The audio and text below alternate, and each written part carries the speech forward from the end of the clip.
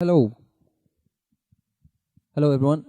So my name's Anup Kaur, and this is the talk I'm doing. You were expecting a different talk. It says so in your brochure, but that guy couldn't make it, so I'm the unpaid substitute teacher.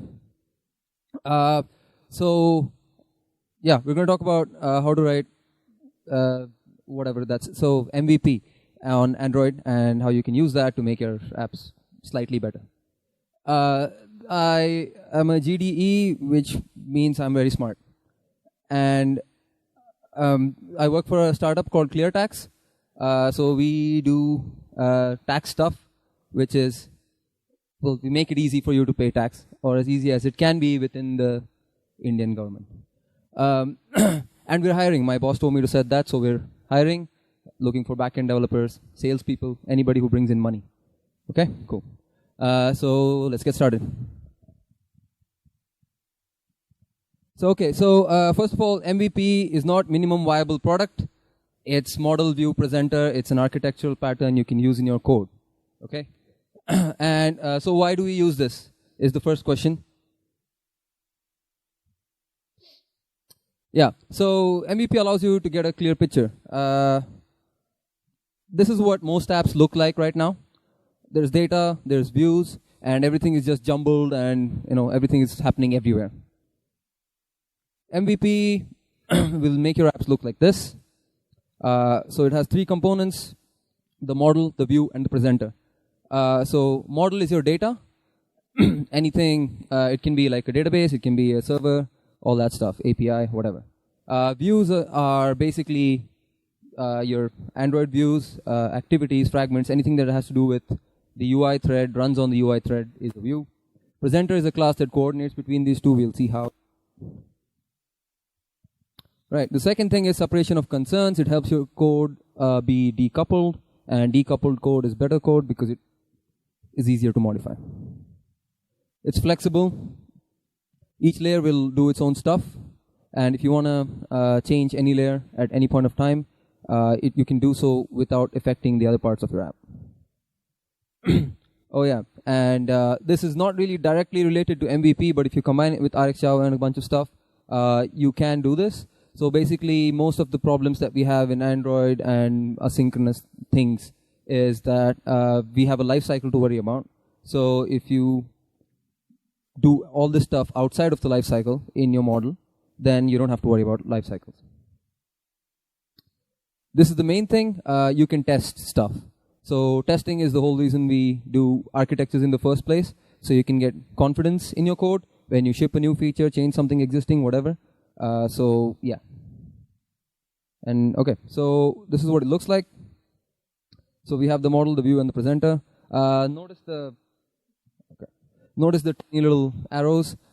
So the presenter is the one coordinating between the model and the view, and user input is always on the view, and the view talks to the presenter. Presenter goes to the model, gets the data, whatever, updates it back on the view. The view never talks to the model directly.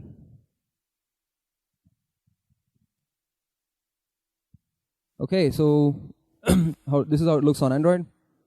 All your activities, fragments, and widgets, everything the framework provides that has to run on the UI thread are views.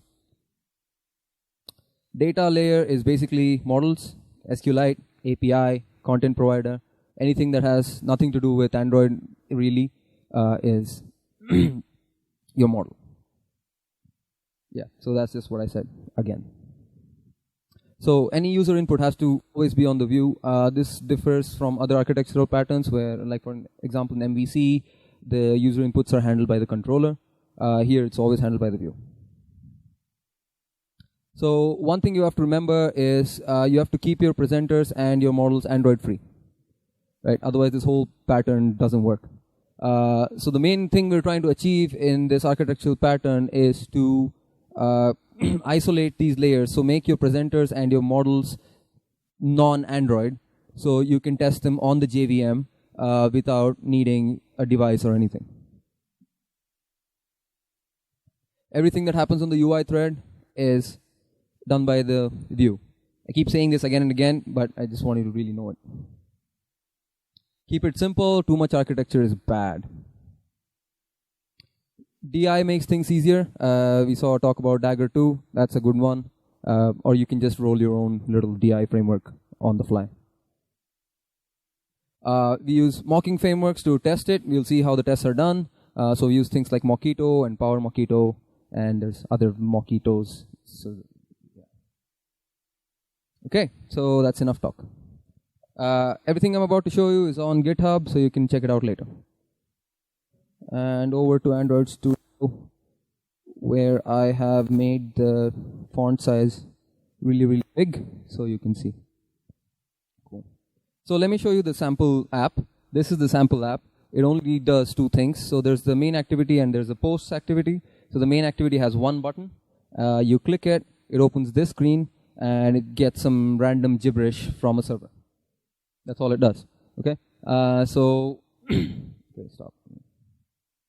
Yeah. So that's the app, and we're going to see how this simple app is constructed using MVP, and we're going to see how we can test it. Okay. So as with all Android things, let's start with the main activity. So you can see the main activity. So let's look at a structure first. Maybe that'll help. Okay. So I forget that. So there's the main activity, right?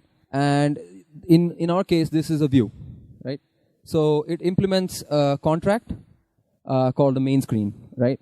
So the presenter is not supposed to be aware that this is a Android thing, that we're talking to activities. It's just supposed to talk to this abstract concept of a screen, right? Now, traditionally how MVP was used, you could write the same code for your desktop app and your another app, just change the UI bit depending on the platform. And if you're using something like Java, which runs on multiple platforms, they'll be very easy. So let's look at what this thing does. So main screen is a contract, and the contract only has one method in it, right? It says launch post activity. That's the only method which we have to implement. Cool. So the main presenter implements that method. All it does is fire an intent to start the next activity. Okay, simple so far. So now we have a click listener for the post button, and this click listener just delegates the click to the presenter, which we are initializing here using dependency injection through Dagger. Okay, you don't have to do that. It's just something I do.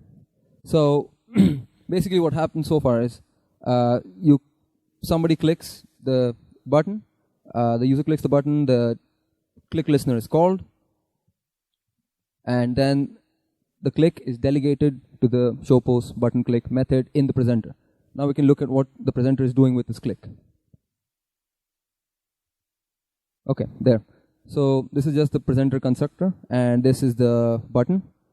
Okay, so what it's doing is calling the main screen again. So you can see the main screen is being passed here, right? Now you can see that it's not an activity, it's just some abstract concept called a screen, right? And it's going to call this method, which we implemented through the interface, back onto the main screen. Oh, there we go. Which will launch the activity, the second activity. So you might be wondering why all this, jumping around, right? So let me summarize quickly what happened. So the user event was passed to the main activity, which was the button click. The button click was passed to the presenter. The presenter processed it. In this case, it didn't really need to do anything with it. So it just passed the event back onto the main activity, and the main activity launched the next activity, right? So the reason we do this is so we can unit test this. So let me show you how that looks.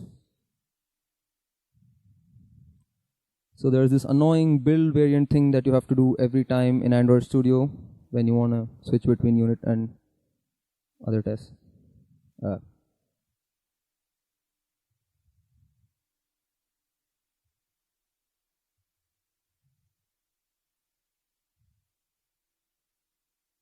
Okay. So this is the test for the presenter, right? So this presenter only does one thing. Take the user input and call the other method, the launch the next activity method on the main screen, right? So what is actually happening once you call that method is defined in the main activity, so the presenter does not have to worry about that part. So all we need to test here is on the given input, when we call that method, does the other method on the main screen get called or not, right? So that's what we're doing here. We make a new presenter, really long test names, standard feature of Java. Test should show toast and launch activity on show post button click. This should not say show toast. It was in an earlier implementation which I removed. So let's just say test should launch activity on show post button click. So this is the interesting part. So we're not talking about activities here anymore. In this test, we're just initializing a main screen, right? Which is just an interface that the main activity implements, and we're mocking it using Mockito, which means this actually doesn't do anything. Okay, it's just a mock implementation. Now, we call the method on the main presenter that we would call in the main activity when the user clicks that button, which we do here. Then we verify that on the main screen, the corresponding method to launch the next activity is called, right? So we tested the presenter part. The presenter is doing what it's supposed to do in this test. Now, there is no model here, so we don't need to test that, but we will see that in the next part. Okay. Now, that's one part that you tested. Now, you want to know that the main activity also does its part. So we go and check that.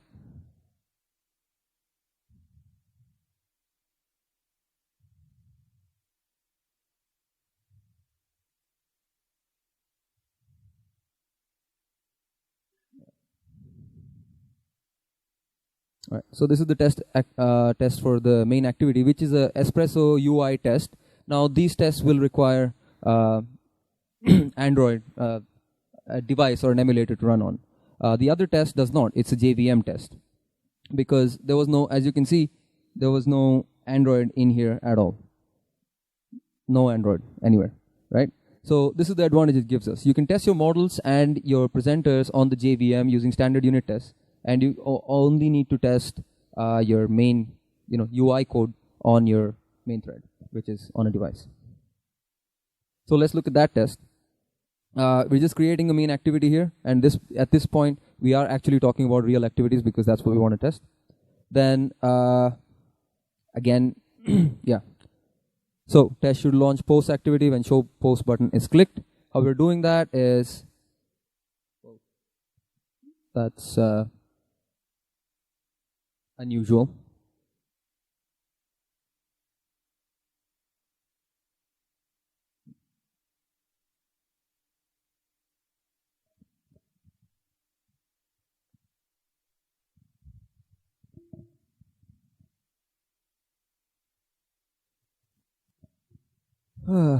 Technical issues.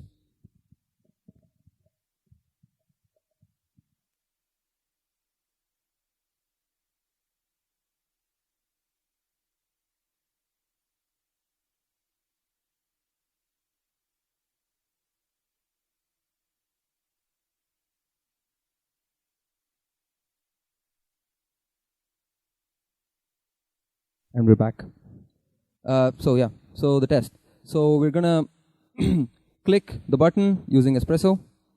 Then we're gonna, on the next activity, there's a recycler view. We want to see if it's displayed, right? So that means the main activity has done its job. So this way we tested the presenter and we tested the activity in isolation. So you can actually run these tests, which I hope will pass, but the internet is a little flaky.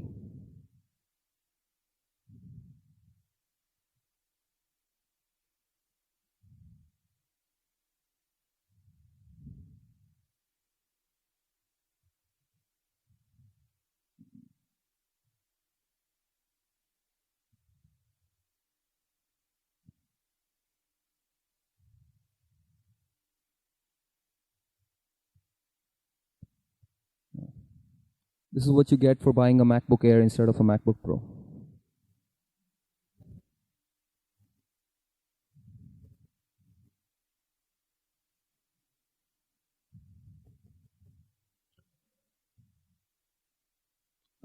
Yeah, the posts aren't loading really because of the internet, but it's fine. We'll assume it passed. So that's how you test your main activity thing. right? So now we can look the second one, which is the post activity. This is a little more complicated because we are going to have a model in this as well. Okay, so this is the post activity. So we have a presenter for this as well. You have to remember that every view will have a corresponding presenter. And when I say view, I mean like activity or fragment, not for every single text view and stuff like that. Right? Okay. So we have an adapter. We're gonna just yeah. Okay. So there's the post presenter, and we're calling this method on it called load post from API. Right? So the view, in this case our activity, is not actually doing the loading of the data from the model. It's just delegating it to the presenter. Now the presenter is going to go do it for us. There. Okay. Now the presenter is calling the API, which is the model in this case. It could be a database, it could be shared preferences, it could be anything. So this is using RxJava, so it's gonna get observable, subscribe, all that stuff, and it's just gonna get the data from the server, right? So we can actually look at this API. Right, so that's API, and it's just there's this website called JSON placeholder dot something typeicode.com, which gives you like random paragraphs which you can use in your demo apps too. So yeah, so we get the API and we subscribe to it, and we get the data, which is a bunch of new posts. And in this case, we're not making the post activity implement an interface and call a method on it. We're just gonna use an event bus and post this thing, this whatever new post we've got, onto the event bus, and we're gonna get subscribe to it in the activity and get it back. The reason is that it's just two approaches to doing this. You can either make them implement an interface, like some kind of screen interface, and call methods directly on them, or if you want, you can use an event bus in between to communicate with these to make it even more decoupled. Right? You can do the same with your model and your presenter as well. But just don't go catching your model events in your views, because that would be not MVP. Okay. So we have two cases here. We have the new post coming in, or we have an error condition, and then we throw an error event or a new post event. Right? Cool. So let's go to the post activity. It does implement an interface, but it doesn't really do anything. No methods in there. That's just there. But we don't need that. Cool. So we load post from the API. And as you can see, we're subscribing to the event bus here and unregistering and on start, on stop. We're going to initialize the recycler view with stuff, and we're going to catch the events here. So when we get new posts, we're going to add them to the adapter. Now, this is business logic, sort of, when you're adding stuff and removing stuff from your adapter and stuff like that. But it's still Android stuff. A concept of an adapter, a view, a recycler view, all exist in Android, so your presenter should not know about them. So all your business rules, anything that has to do with your app logic, which is not Android, should reside in your presenters. Well, it should reside actually in your model, and your presenter should just, get the data and like marshal it, transform it to whatever form your view needs, and then it can fire an event or call a method on it. Okay, so when we get new posts, we're going to add them to this adapter that we have for the recycler view, and if we get an error, we're just going to call this method, which is a show error method, and then we have a hide error method to correspond to it as well. Okay, so now we can see how we can test this.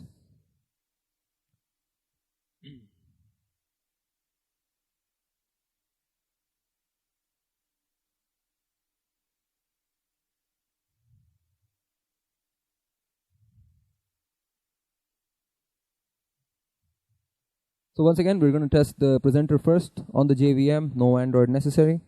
Right. So what does the presenter do?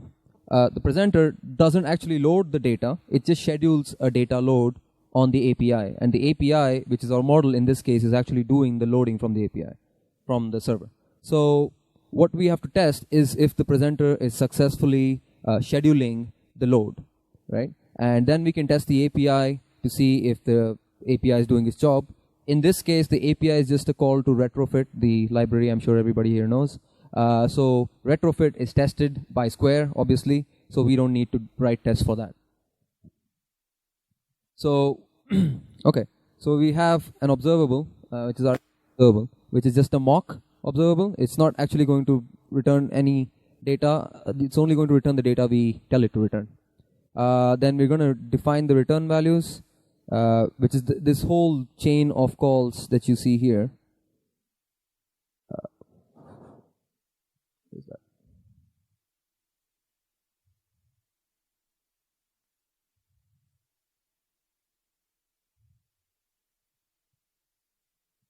Yeah.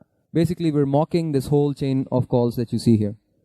Get post observable, subscribe on, observe on, all that stuff. Because we want it all to return our mock observable instead of a modified one that actually tries to load the data, right? So we do all that here, and then here, and then here. And then we call the method that we want to test on the presenter. Okay, load post from API. Now we want to check whether all these methods were called in turn. So, okay, did we get the observable? Yes. Did we subscribe on an IO thread? Yes. Did we observe on the main thread? And then did we subscribe eventually on a subscriber which takes these events, right? So that's all the presenter is doing, and we've tested that in this unit test. Now we can check out the actual UI test.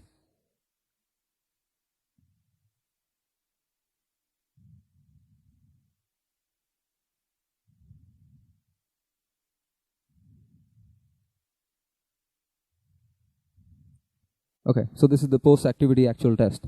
So we're gonna test if it shows the new post when it actually gets the. So the responsibility of this class, this activity, is not to load the API data from the API or do anything else. Its only job is to, once it receives the post, show it, and then if it receives an error, show an error condition. Right. So we've isolated it, the logic that we want, into all these separate layers so we can test them independently, right? So we're going to make up a bunch of fake posts here, and we're just going to fire that event on the event bus. So you see the reasoning behind how we can test this here. So what the presenter was doing once it got the data was firing an event on the event bus, and then the main activity would receive it, post activity would receive it and do something with it. We're just shortcutting that process and directly posting an event on the event bus with these posts, so the post activity would have to receive it and then do what it's supposed to do. Okay, so once we post this event, which is posted on the UI thread, so it's going to be synchronous, it's going to go process it, show the recycler view, all that. We check if the recycler view is visible, and we check if the error view is not visible. Then the next test is show an error view on network error. So what happens on network error? We post an error event from the presenter, right? So we're just going to post that error event directly here, and we're going to check if the error view is visible and the recycler view is not visible. So we're basically testing the whole whatever, all the layers in isolation. Now there are two types of UI tests, broadly speaking. One is a instrumented unit test, and one is a functional test. So in instrumented, you can do both with MEP. So in instrumented unit test, you basically want to do a unit test on an activity or something. It's going to mock the API, it's going to mock the database, it's going to mock everything else. It just wants to test its own functionality, right? But you need a context object. And you need some Android UI stuff to actually see this happen. So that's basically a unit test, but it's instrumented. It runs on an actual device. Now then there's a functional test, which is actually testing the whole, you call the actual API, you call the database, you make the user log in or whatever you have to do on a real thing. It could be a production server or like a mock server, a dev server or something, but you are actually making all these calls. So what we're doing here is, this is basically a instrumented unit test. Right? We want to unit test the activity, and so we're mocking out all the other layers. And let's see if this will run on my MacBook Air.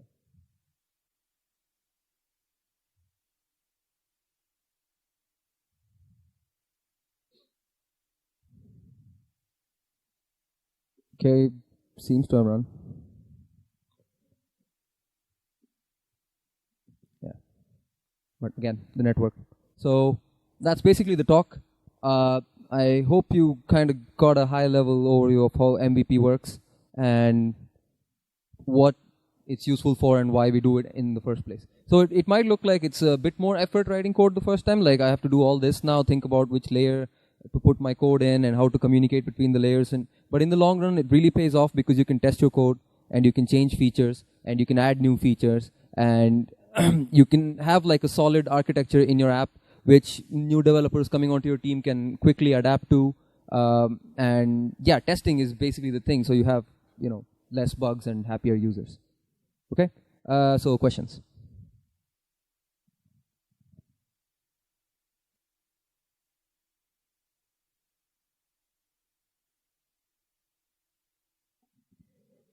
How MVP is better than MVVM? I think on Android at least, MVVM is harder to test because the view model is not something you can mock. It's based out of XML and it's actually tied to your actual models. I think you can figure out a way to mock the models that it depends on, I suppose. But I think this is just an easier way to do it. And data binding library is quite new and haven't really experimented enough with it to have an informed opinion at this point. I hear lots of noise about MVP, MVVM. If that is really, really great, then why Google is not using it? And even if you look at the AOSP code as well, as you mentioned, testing is quite easier in this one. So if that is the case, then Google they might have written something, but still if you look at even the testing code, to test some feature, some functionality, some component, it still works. Well, Google is using it. If you look at the code lab they published at the Android Dev Summit this year, it's all based on MVP. So it's not like they're recommending it, but it's like, okay, here's one architecture you can use. Right? So they are using it. As for the internal labs, I don't know what they're doing.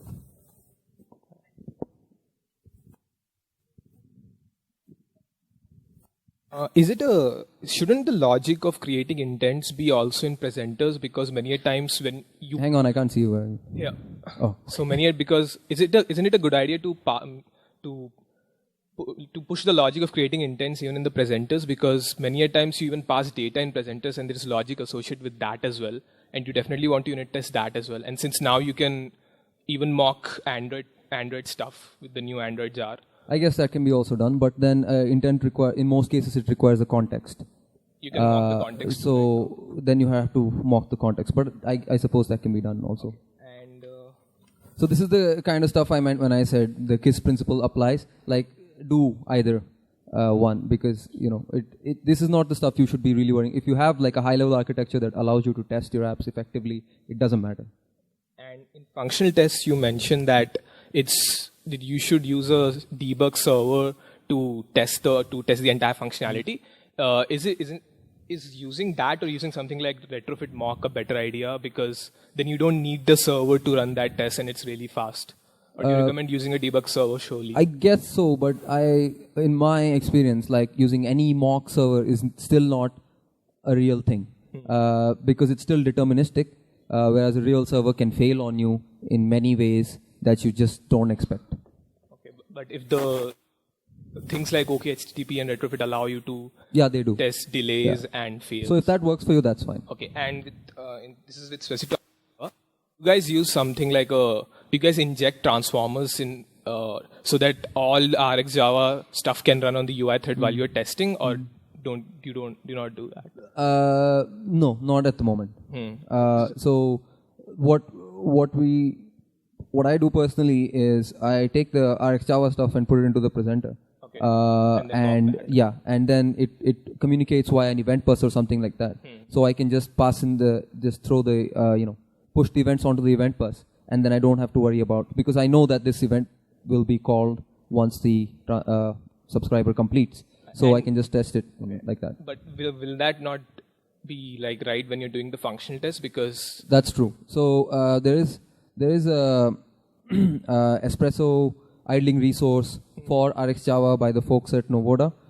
It is quite cool. I kind of adapted it to my own needs a little bit, but it's still not like anywhere ready near production that I can. And is But it a one good day. idea to use Event Bus, because then you have to run instrumentation test to run everything?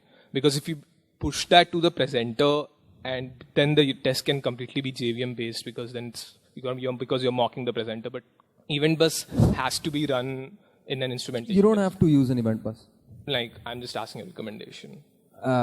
These kind of questions, like they actually really depend on your specific app.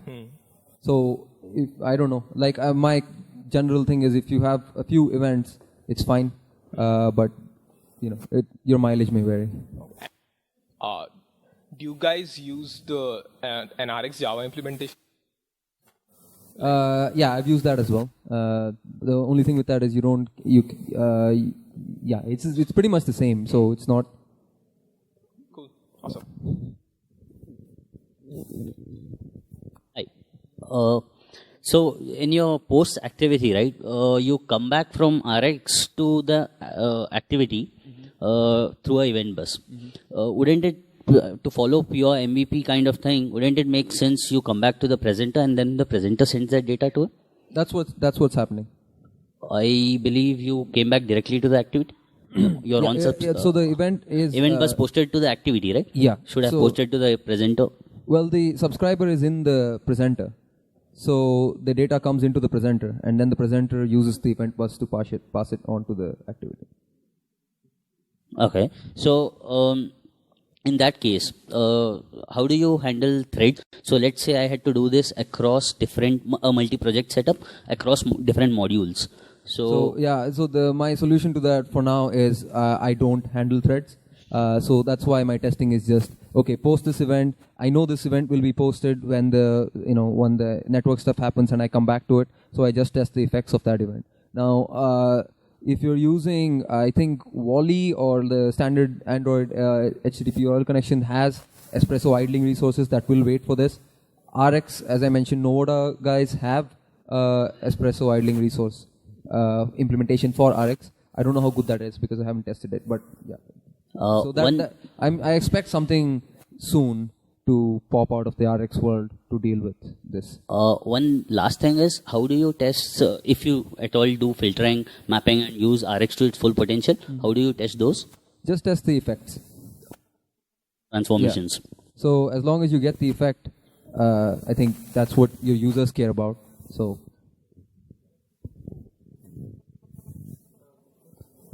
here.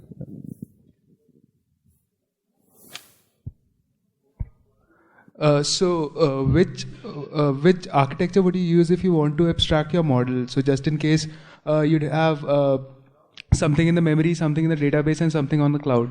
So how would you abstract that? So my go-to way to do like models is to have something called a manager class, which I use. So for example, if you have posts in this case, I would have a posts manager class, which would actually call the API, get the data, and then cache it in your database. And then the next time somebody asks for the same data, you first check in your database if you have it. If you have it, then you just post an event saying that I have it, here's the stuff. If not, then you make an API call and cache it for the next time. And these manager objects have to live outside of the lifecycle, so they can be singletons.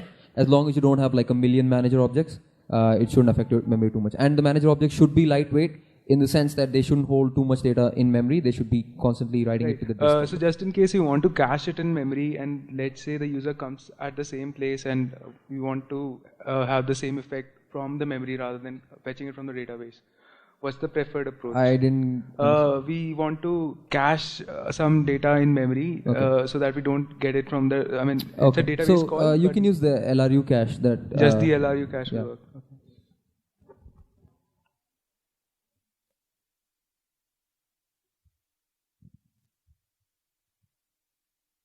Anybody else? Any other questions? We still have some time.